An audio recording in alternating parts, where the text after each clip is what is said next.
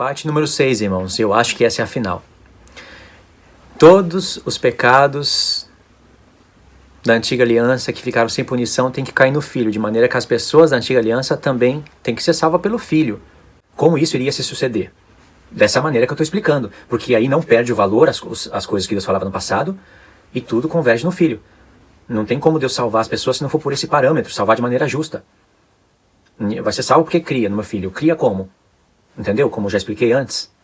Então tudo converge em Cristo. Agora, na dispensação da nova aliança, essas coisas já perdem o valor, porque veio a realidade. Enquanto não veio a realidade, as sombras têm o valor. Por isso que Paulo fala, as obras da lei servem de aio para conduzir as pessoas em Cristo.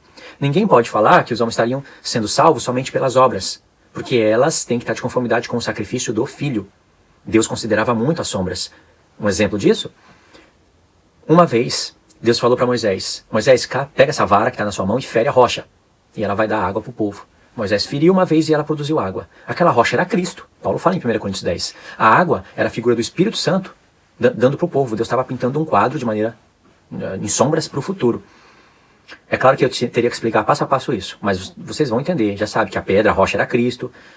A água Deus poderia fazer vir de qualquer lugar. Ele quis que Moisés ferisse a rocha, porque Cristo iria ser ferido uma vez. E iria liberar o Espírito Santo. Primeiro ferido, depois libera o Espírito Santo. João fala disso e aí a gente pode chegar até no Apocalipse com isso. A segunda vez, Deus falou para Moisés, Moisés, pega a vara, mas fala para a rocha da água. Aí a rocha já teria sido ferida, que é Cristo, já estaria ressuscitada e estaria dando uma segunda porção do Espírito para o povo. Moisés ficou irado e bateu. Irmãos, ele pintou o quadro errado. Isso custou a entrada dele na terra de Canaã. Olha como Deus se importa. Então as sombras tinham valor para Deus.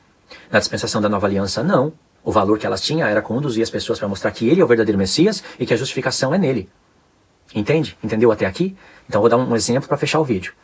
Vamos supor que um povo estava vivendo antes de Cristo. E é um povo assim de entendimento espetacular. De maneira que eles, estudando os profetas, é um exemplo para vocês entenderem. Que existiriam as cartas de Paulo ao contrário, na época. Vou explicar. Aí o povo tinha uma mente espetacular, eles leram ali a lei dos profetas e chegaram na conclusão que só se chegaria no Novo Testamento, mas era um povo de mente espetacular e chegaram na conclusão de que aqueles sacrifícios falavam do Messias. E eles chegaram ao ponto de compreender e de falar, olha, tudo isso que a gente está fazendo fala do Messias. E eles tivessem o poder de convencer, tipo igual os apóstolos. Tudo isso que a gente está fazendo, que é obras da lei, no tabernáculo terrestre, fala a respeito do Messias. A palavra profetiza que Deus não habita em templo feito por mãos de homens, que isso era uma figura. E a fé, essa fé que está sendo profetizada aqui, ela vai se manifestar no futuro. Mas nós podemos viver já, vamos adiantar as coisas e vamos viver já pela fé e não pelas obras da lei. Não chegou o tempo ainda, porque o Messias não veio. Mas a gente já teve o entendimento, vamos se adiantar e vamos viver pela fé. Não, a gente não precisa mais vir aqui entregar premissas e tudo mais. Irmãos, se houvesse isso naquela época, Deus levantaria um apóstolo Paulo naquela época, iria falar e iria escrever. Pela fé, ninguém será justificado diante de mim. Por quê? Porque não chegou o tempo. E que essas coisas realmente revelam quem é o verdadeiro Messias. Morreu justamente no dia da Páscoa, ressuscitou justamente no dia das primícias, enviou o Espírito Santo justamente no dia do Pentecoste. A lei conectou Cristo com o verdadeiro Messias. Ou conectou Jesus com o verdadeiro Cristo. Conectou Yeshua com o verdadeiro Messias. Mas Deus, além disso, se importava em como o povo fazia. Por quê? Porque era o parâmetro dele julgar e salvar as pessoas do Antigo Testamento por aquelas coisas, por causa do sacrifício de Cristo. Não é somente por aquelas coisas, mas é por causa do sacrifício do Filho. Porque agora vai ser revelado. Lembra quando você fazia, na hora do julgamento? Lembra quando você fazia isso? Isso. Era isso daqui, ó. Viu como foi bom obedecer a minha lei? Viu como foi bom obedecer a minha voz?